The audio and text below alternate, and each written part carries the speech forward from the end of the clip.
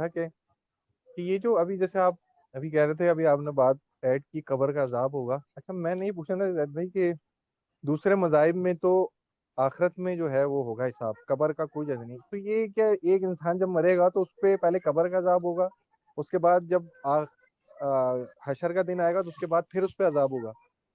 तो जी। एक आदमी एक गुनाह कुछ पल भर का कर रहा है और उसको गुनाह की जो है वो मजदूरी जो है वो पूरी, मतलब वो मर भी रहा है, तो ये मुझे समझ नहीं आता ये बीच वाला जो सिलसिला है कब्र का अजाब, ये क्या है? ठीक है, देखिए कब्र का अजाब जो है, आप मुझे बताओ कि कोई इंसान अगर मुजरिम है, गलत काम कर रहा है, उसका गुनाहों का खाता बहुत भारी है, हाँ, उसने कई जी सारे बड़े बड़े वो किया है, तो अल्लाह को तो पता है, अल्लाह जी को पता है, अल्लाह जुल्म नहीं करेगा, उसके ऊपर भी जुल्म नहीं करेगा। लेकिन उसके क्या क्या उसके कारनामे हैं, वो तो अल्लाह जानता ही है ना, कि उसका क्या जी कारनामा है। तो उसकी जो रूह जिस तरह से कब्ज किया जाएगा, कब्र से भी पहले उसकी जी रूह जैसे ली जाएगी, वो रूह के अंदर एक मोमिन की रूह ऐसे निकाली जाएगी जैसे पानी के मशकीजे में से एक पानी टपकता है, एक वो। और जी जो इसके अंदर जो काफिर की जो एक एक डिसबिलीवर है, रिजेक्टर है, मतलब एक वो शख्स है जिसको मालूम नहीं था, उसका मामला अलग है, अल्लाह जानता है। लेकिन जो एक वाज़ेह तौर पे समझ के उसने इनकार किया, रिजेक्ट किया, उसका रूह वैसे कब्ज की जाएगी। एक गुनहगार है, गलत काम किया है, उसकी रूह वैसे कब्ज की जाएगी। तो अल्लाह को तो पता है ना कि उसका क्या रिकॉर्ड है।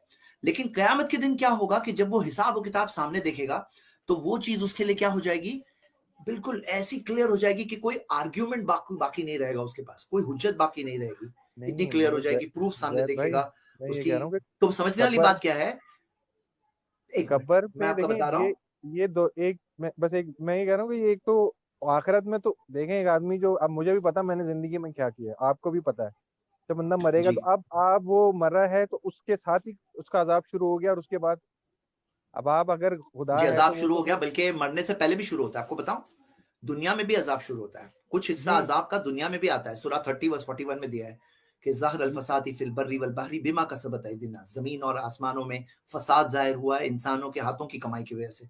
तो कुछ सजा तो दुनिया में भी आती है, हाँ, कुछ सजा रूह जैसे कब्ज हो रही वहां पे भी आती है, कब्र में भी आती है, और कयामत के दिन आती है। अब आपका जो दूसरा सवाल था कि गुनाह तो इतना किया, सजा इतनी बड़ी है ना, ये सवाल है ना आपका दूसरा सवाल। जी तो यहाँ कैसा है ना कि एग्जाम हमेशा छोटा होता है, रिजल्ट बड़ा होता है।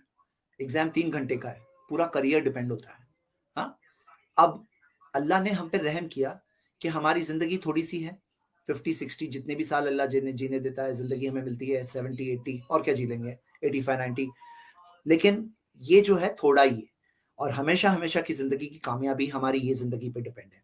अब सोचो, आप बताओ कि क्या बेटर लग रहा है, क्या ऐसा लग रहा है कि 1 करोड़ साल की लाइफ होती है, 1 करोड़ साल तक लड़ते रहो अपने नफ्स के खिलाफ, ख्वाहिशात के खिलाफ, 1 करोड़ साल तक सही रास्ते पे रहो, ये इजियर लग रहा है, या 60 ईयर्स तक सही रास्ते पे रहो ये इजी दिख रहा है आपको, क्या इजी दिख रहा है?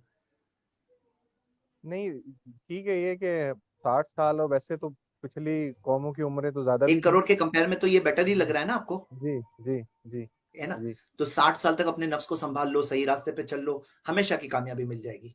लेकिन बर्बादी भी हमेशा की है। 1 करोड़ साल तक जीने मिलता तो और मुश्किल हो जाता था इम्तिहान। तो ऊपर वाले ने रहम किया हम पर कि इतने साल की जिंदगी दी, इतने साल तक अपने आप को संभालना है।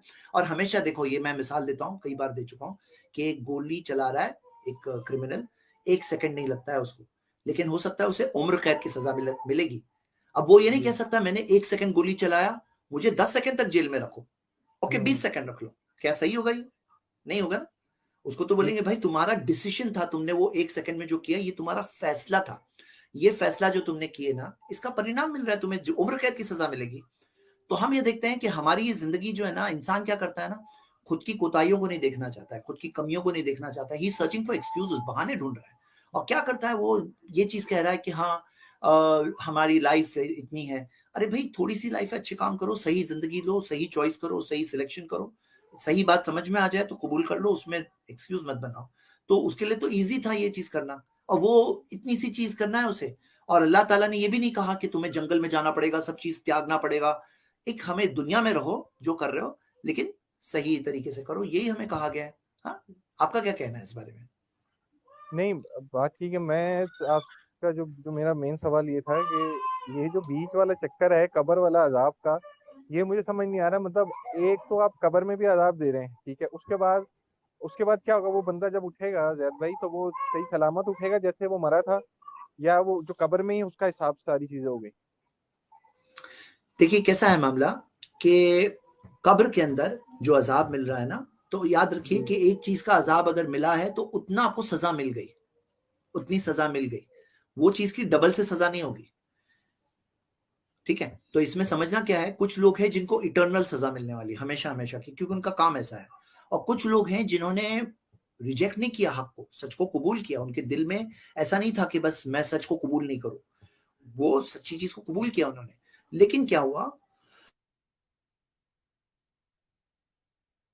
लेकिन क्या हुआ कि जी। उनका मामला ये था, प्रॉब्लम, कि वो कमजोर पड़ गए, गुनाहों में चले गए, तो गुनाहों की तो सजा मिलेगी ना उनको। अगर गुनाह ज्यादा हो गए, नेकियां कम पड़ गई, तो गुनाहों की सजा मिलेगी। और वो गुनाहों की सजा एक बार मिल गई तो फिर पाक होके वो जन्नत जाएंगे।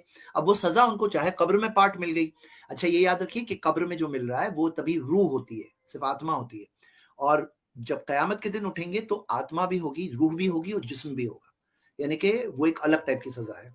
जी।